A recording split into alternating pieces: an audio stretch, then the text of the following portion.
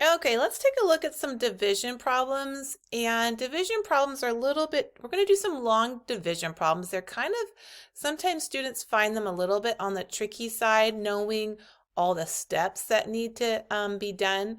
So let's take a look at this one here. We're going to go through the basic steps of division.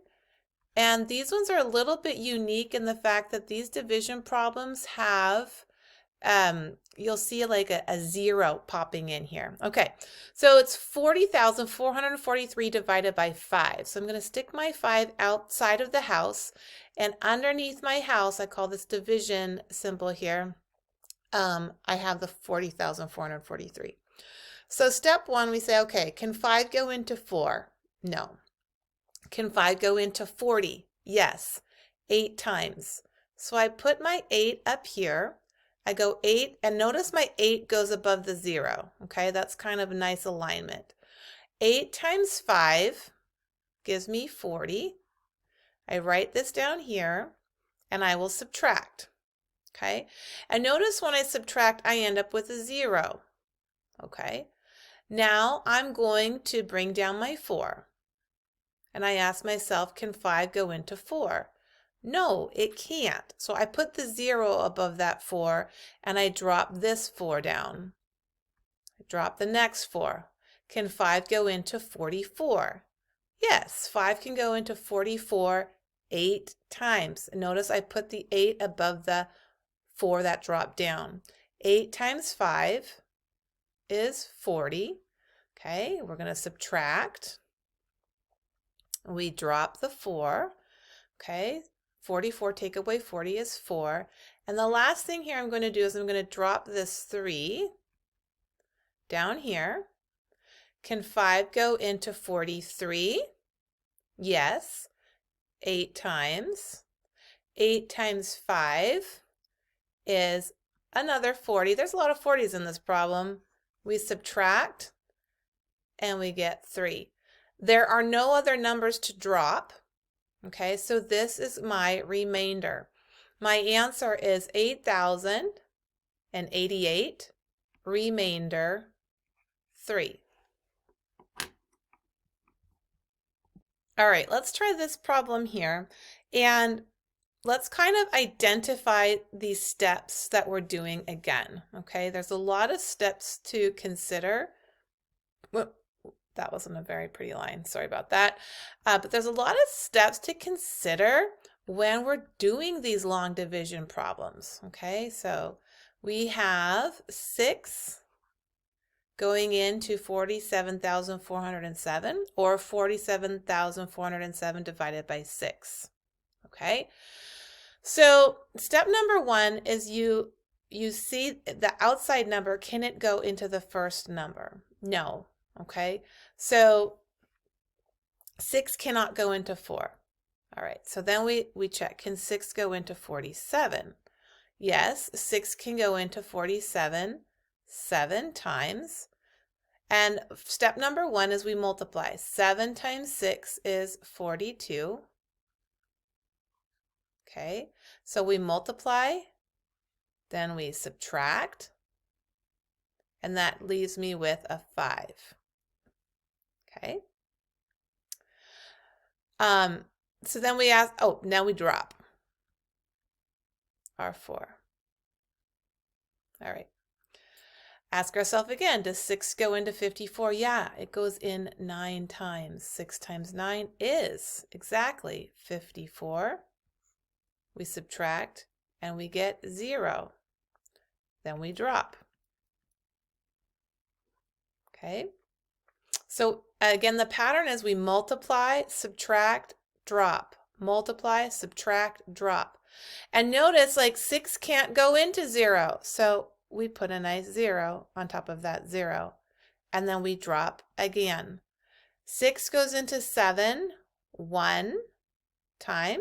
1 times 6, we multiply. Then we subtract. And I'm left with 1. So my quotient is 7,901, and my remainder is 1, because I'm left with 1 here. Let's do one more. Okay, so we are going to divide 2,733 by 9.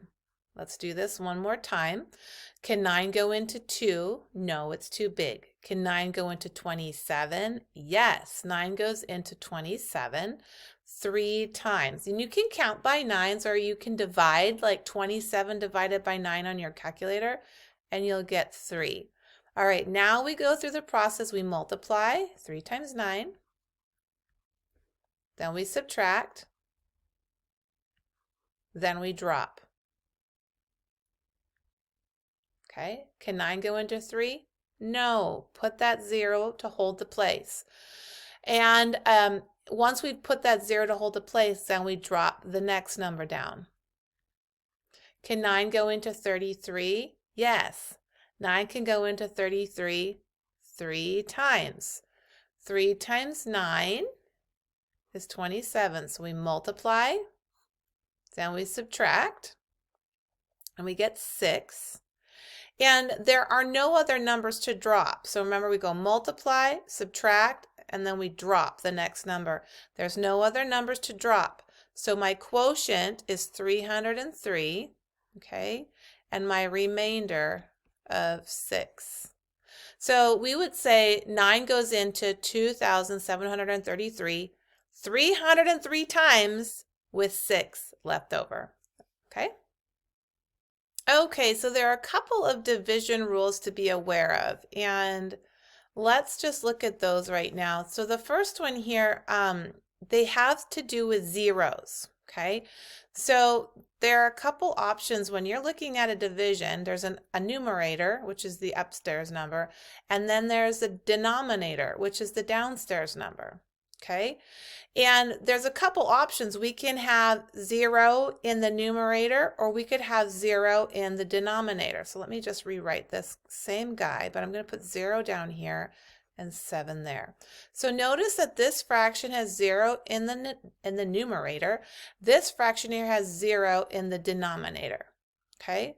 And these are special types of division. Okay, super, super, super important. Just make a note, put a star by it, because students get confused when they see these. Okay, here's the rule. Anytime 0 is in the numerator, your answer is going to be 0. It could be 0 over 7. It could be 0 over 10. It could be 0 over 50. Your answer is 0. It could be 0 over 5,247. Your answer is still going to be 0. Anytime 0 is in the numerator, our final answer will be a 0. All right, here is a special case. When our 0 is in the denominator, you could get your calculator and you could plug in. You could say 7 divide 0 equals, and your calculator will most likely say like error or undefined, okay? And the reason is because you cannot take a number and to divide it by 0, okay? So we're going to look at the examples on the left of the screen here. Okay, so we had 0 over 7, and remember, anything, if you have 0 on top of anything, your answer is going to be 0. I have this one here, 0 divided by 2, okay? That's the same as writing 0 divided by 2, and this answer with 0 in the numerator is going to be 0. If you had 2 divided by 0, that is the same way of writing 2 over 0. Notice that 0 is in the denominator, okay? That needs to send bells off. Ding, ding, ding, ding. Oh no, there's a 0 in the denominator. Ah. Okay, so once that bell goes off, it needs to tell you undefined. Can't do it. Okay, here's another unique example. Notice you have the same number divided by the same number. In this example, they are showing 12 divided by 12. Now, when you're dealing with fractions, think of this like you have a pizza with 12 pieces. Okay, this is the number of pieces in the pizza. And this is the number of pieces that are actually available to you. You have 12 out of 12 pieces of pizza, which means you have one entire pizza. So another rule, okay, we did the 0 over and the number over 0. We did the zeros. But now what we're doing is we have number divided by number. If you have the same number divided by the same number, it will always be equal to 1. Okay, doesn't matter how big your number is, 512 divided by 512, same number divided by same number will equal 1. So it's kind of a nice trick to have up your sleeve. You can even do it with letters. M divided by M is 1.